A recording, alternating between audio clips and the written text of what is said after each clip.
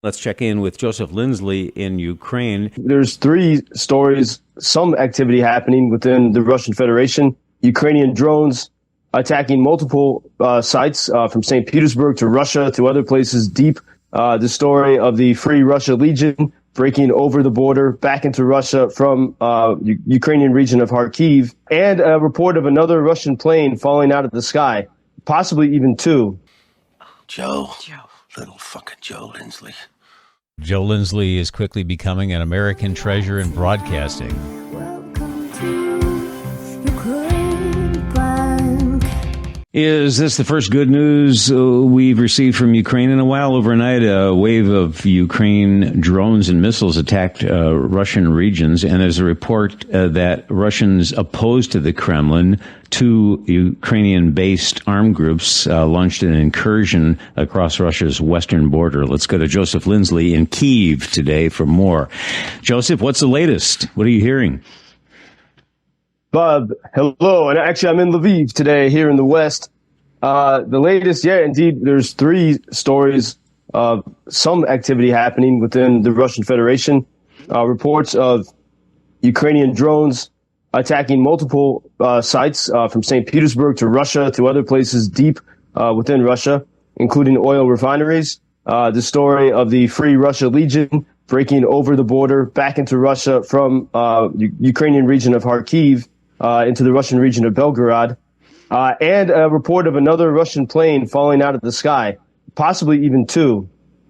Within Russia, there was the Il-76. It's a spy plane. It's used to orchestrate attacks upon Ukraine. And Russia has, according to the international experts, Russia had about 24 of these, sort of very critical planes that manage and coordinate attacks. And Ukrainians have destroyed, it seems now, certainly four, and if this is true today, now 5 of those 24 planes that are used to coordinate Russian attacks. So that's all quite extraordinary and could very much weaken Russia's ability to attack Ukrainian cities. We also, continue to have the Black Sea is. It seems that Russian ships are afraid to even go into the Black Sea because the Ukrainians have been using sea drones to attack them. And this, the story of, when we think about the story of Ukrainians attacking Russian oil refineries, this is deep into Russian territory, and it means that Russian air defenses are not, top flight at the moment. But it's also notable because, it's now spring, of course, as we've discussed, but this winter, Ukraine did not have significant infrastructure attacks from Russia. Russia, barely even attempted to do that. And when they did attempt it, most of the infrastructure was protected throughout Ukraine. And so unlike 1 year ago, and so now I think it'd be hard for people to imagine in that cold, dark winter of 1 year ago that there could be oil refineries within Russia on fire. So this is certainly what Ukrainians have been sort of preparing for a while. A lot of this must be the work of the intelligence unit of Ukraine's military, and likely of saboteurs deep within Russia. And so this does give people some energy. And then the Free Russia Legion, the third part of this good news today, they've been fighting with the Ukrainians, but they're all Russian citizens. And as Ukraine says, they can't stop them from going back into their home country, and they're free to do whatever they want there. And there have been by the way, all of these stories we just discussed, this is also confirmed in Russian media and Russian Telegram chats. And you can even see, I saw a video of villages in Belgorod, just north of Kharkiv, people sort of looking out their windows, seeing the tanks of the Free Russian Legion drive by through these villages, and you can tell they have the white and blue flag.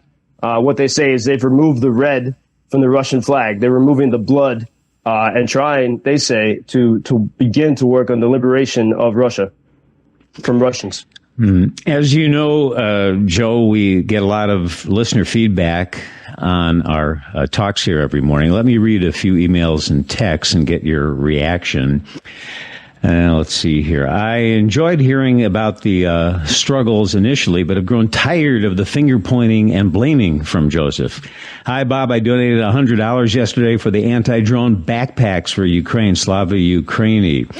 Ask Joe if he thinks Pope Francis has a hotline to Russia. Seems like the Pope echoes Putin's talking points, especially in May of 2022 when he said NATO barking at Russia's door triggered Putin's invasion. Pope Francis has not condemned Putin's invasion and instead now mirrors the papal appeasement of Hitler in World War II. Well, that is true. God bless Joseph Lindsley. Well, there's a little sample, Joe. What do you think? Well, it's a big spectrum. Well, first regarding the Pope, many people in Ukraine were angry with this the story that came out over the weekend that the Pope said, it takes courage to wave the white flag of surrender.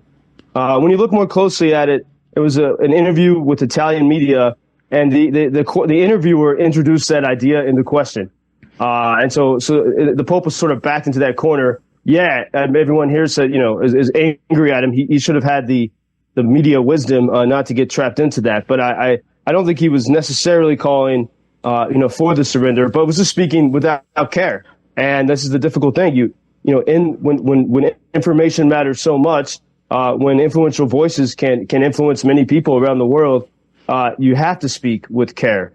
This is part of the message that the team that won the Academy Award for the last days of Mariupol, that was part of their message. You have to tell the story and be accurate about it. But Western Ukraine is a Greek Catholic region, which means they're Orthodox in style, but they are part of the Roman Catholic Church. And it was painful for people here to hear anything even approximating the idea of surrender coming from the Pope. And that's been a major topic here. On the blame game, I can say what I see here in the ground, and then when I witness the sort of the discourse in Washington, and having worked in Washington and knowing a lot of those personalities, individually, I could report my perspective, sort of bringing those two things together. I think actually the real blame game is happening within Washington, where everyone blames the other side. Without seeking solutions. So that's what the blame game is. And it's a strange thing because there's this movement of people in America who, really want to be free, left and right. And they want to have some stronger sense of democracy, and they want to stand with free people around the world. But for some reason, they ignore Ukraine. And it mystifies me. There's a former NBA player, Enes Freedom. He changed his name. He's from Turkey. He moved to the U.S., he loves freedom, so he changed his last name to Freedom. He's no longer in the NBA. Now he's running for Congress. And he's popular. He's on, I think, Joe Rogan and all the usual sort of podcasts in that sector. And he's always talking about, we got to stand with the people of Tibet or the people of Hong Kong or with the Irish people against illegal immigration, and hardly ever mentions Ukraine. And this is a strange scenario we have in America where the people who are like, they're not just talking about freedom. They're actually willing to live in cities that get bombed every day because they so much believe in their homeland and they believe in this idea of freedom. This is an extraordinary example. For some reason, that gets missed in a lot of our discourse in America. And I think if we can figure out that puzzle, I think there'd be a better chance of persuading Americans to support Ukraine. And I think it's, when people say that they get tired of stories from here, I can see why people get tired of politics for sure. But and this is what I'll keep striving to do. But every single day, surrounded by so many inspiring stories, at the very least, it's not boring. And so I think it's as we were yesterday, I was meeting with a bunch of people, and everyone went around the table and was talking about that documentary, Last Days of Mariupol, and no one had watched it. No one had watched it because they can't. It's too painful. Some say they started to watch it and then they're saying it actually is a combination of being too painful and yet somehow not totally capturing the absolute terror and evil that people feel that Russia is unleashing upon this country. Anyway, the best I can do to share the real emotions of here, I'll keep doing that. Well, when it comes to your opinion, I think people have to take into consideration the fact that you're there every day, have been for 2 years, and you're the one who goes to your favorite coffee shop, and one day it's been completely bombed. I mean, you have a different perspective, a unique one, when you're in the middle of it, and we appreciate it. Joe Lindsley in Ukraine, thanks, and we'll talk to you tomorrow. Bob, thanks. Until tomorrow. Thank you for introducing Ukraine on your social media pages. That's very important that much more people can get more information about the situation here and how everybody can help Ukraine to stay stronger and to save all the world. Що він сказав? Well, which side are you on? На чиїй ти стороні? Come on now. Oh, which side are you on? На чиїй ти стороні?